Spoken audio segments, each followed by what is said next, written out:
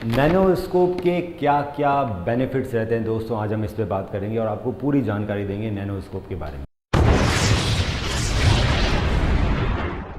मेरा नाम डॉक्टर मनु गोरा, मैं एक ऑर्थोपेडिक सर्जन और स्पोर्ट्स मेडिसिन एक्सपर्ट हूँ Nexus Day Surgery Centre Mumbai. So दोस्तों, नैनोस्कोप हमारे जो नॉर्मल आर्थ्रोस्कोप रहता है, ये नॉर्मल आर्थ्रोस्कोप है, इससे बहुत ही पतला रहता है।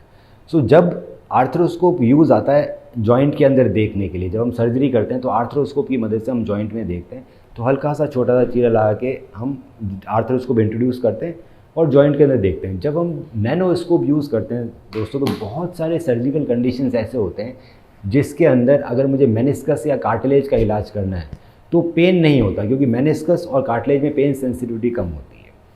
पर क्योंकि आर्थ्रोस्कोप डालने के लिए मेरे को वो लीजन देखने के लिए थोड़ा चीरा लगाना पड़ता है, इसीलिए जितने भी प्रोसीजर होते हैं वो सब स्पाइनल एनेस्थीसिया या जनरल एनेस्थीसिया में होते हैं, बेहोश करके होते हैं, ऑपरेशन थिएटर के अंदर होते हैं। वहीं अगर मैं कुछ प्रोसीजर अगर नैनोस्कोप की मदद से हम करें, क्योंकि ये बहुत छोटा होता है, सुई जैसा होता है, ये हम ओपीडी में कर सकते हैं। ओपीडी का मतलब है कि बिना चीरा लगाए मैं छोटा सा कैमरा नैनोस्कोप आपके जॉइंट के अंदर इंट्रोड्यूस कर सकता हूँ और मुझे सारा इस मॉनिटर पे दिखाई देता है कि आपका नी जॉइंट कैसा है, अंदर से मेनिस्कस में क्या प्रॉब्लम है, कार्टिलेज में क्या प्रॉब्लम है, आपके लिगामेंट कैसे हैं। सो कई लोगों को कन्फ्यूज़न होता है उनके एमआरआई को लेके कि हाँ उनकी एमआरआई सही है गलत है, उसमें टीयर लिखा हुआ आ रहा है, पर उन्हें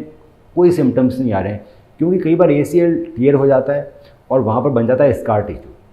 स्कार टिश्यू और नॉर्मल एसीएल में कई बार एमआरआई डिफ्रेंशिएट नहीं कर पाती है, सिम्टम्स नहीं आते हैं, पर एमआरआई में कंप्लीट टीयर लिखा हुआ आ रहा है, पार्शियल टीयर लिखा हुआ आ रहा है, तो पेशेंट कंफ्यूज है। सो नैनोस्कोप की मदद से हम ओपीडी में देख के बता सकते हैं कि आपके टीयर का ग्रेड क्या है,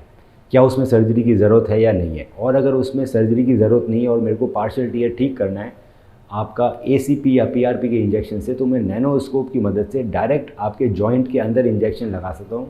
एसीएल के अंदर इंजेक्शन लगा सकता हूँ देखते हुए, ताकि एग्जैक्टली वहीं जाए पीआरपी जहाँ पे उसकी ज़रूरत है। दूसरा, बहुत सारे मेनिस्कस प्रोसीजर होते हैं जिसके अंदर सिर्फ मेनिस्कस ट्रिमिंग करनी है, उसको रिपेयर नहीं करना, वो भी नैनोस्कोप की मदद से कर सकते हैं। तो एडमिशन की ज़रूरत नहीं है,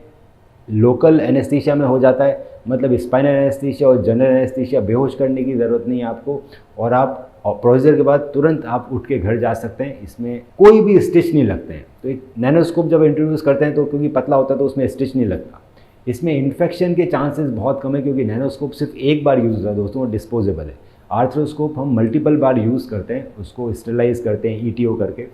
पर नैनोस्कोप एक बार यूज़ करने के बाद फेंक दिया जाता है। सो नैनोस्कोप सिर्फ एक बार यूज़ होता है, उसमें चीरा नहीं लगता है, उसमें टाँके लगाने की ज़रूरत नहीं है, उसमें ओपीडी प्रोसीजर है, और वो एमआरआई से कई बार कुछ चीज़ों में ज़्यादा एक्यूरेट होता है, क्योंकि आप देख सकते हैं। सो अगर आपको लगता है कि आपकी जो